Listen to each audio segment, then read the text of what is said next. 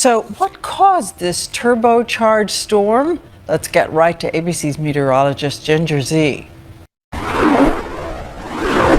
This is what it feels like inside a super typhoon.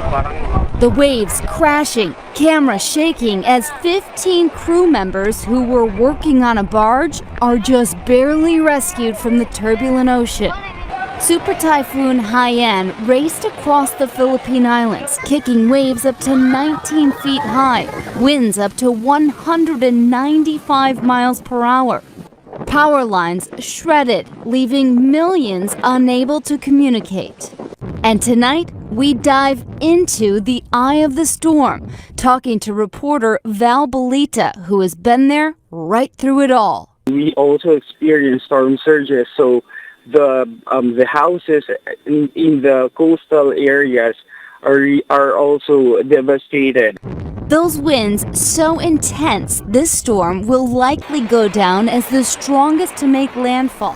While the Copernicus Climate Change Service of the European Union announced 2023 as the hottest year on record globally, State Weather Bureau Pag-asa's initial data show it is only the 11th warmest in the country. The top three hottest years are 1998, 2016, and 2010, all of which experienced strong El Niño events. Several Pag-asa stations, however, logged new temperature records in 2023. These include Daet Camarines Norte, which had its new highest temperature in the month of September, and Zamboanga City, which experienced new highs in the months of May, July, August, October, November, and December.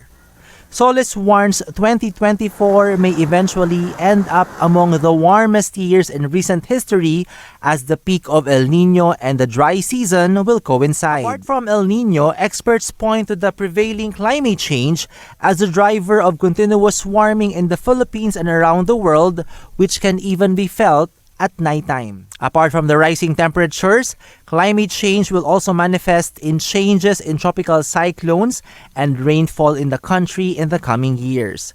While there will be a slight decrease in the number of storms visiting the Philippines, experts forecast more intense typhoons.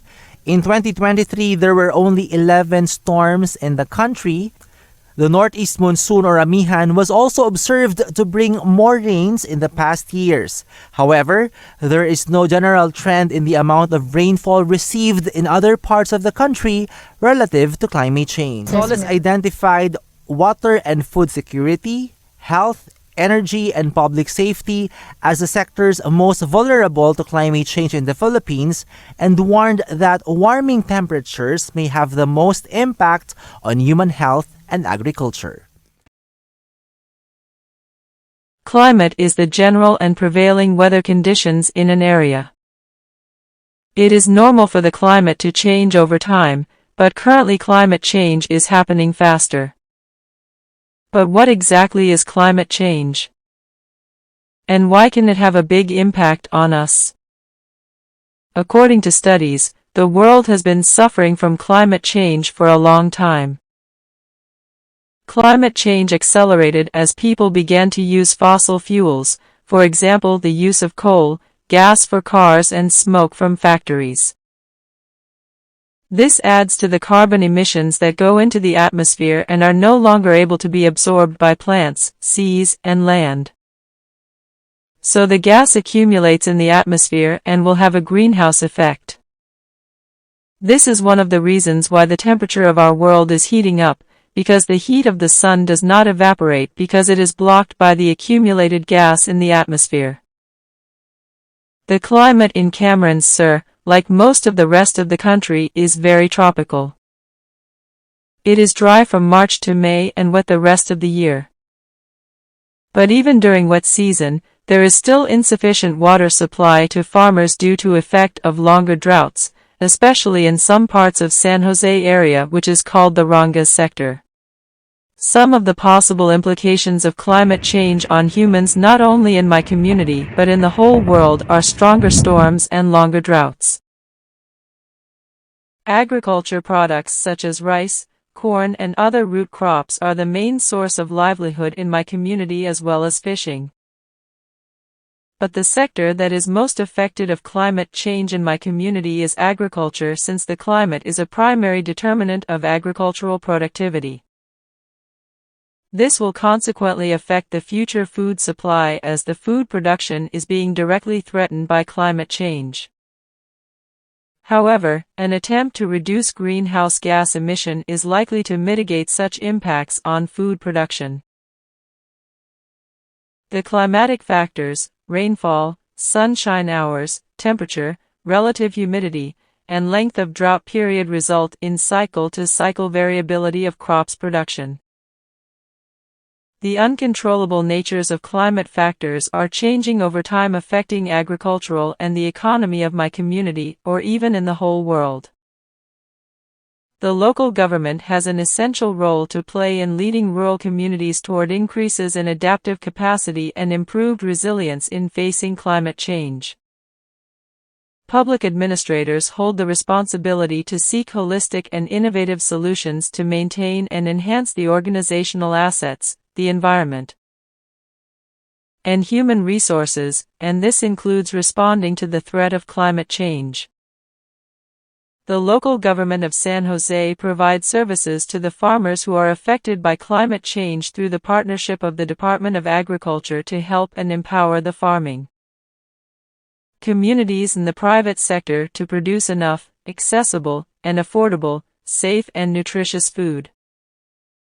They provide training and technical support for farmers' awareness and adaptation measures to climate change, like diversification of crops and livestock, which is one of the most effective strategies farmers use to adapt climate change, and water management and irrigation efficiency. Farmers are adopting innovative irrigation techniques to make the most of available water. But despite the effects of climate change, the people of San Jose remain strong, and they always find a way to combat climate change by reducing our emissions, conserving resources, protecting forest and oceans, and supporting climate change solutions. How can social sciences educators effectively discuss climate change?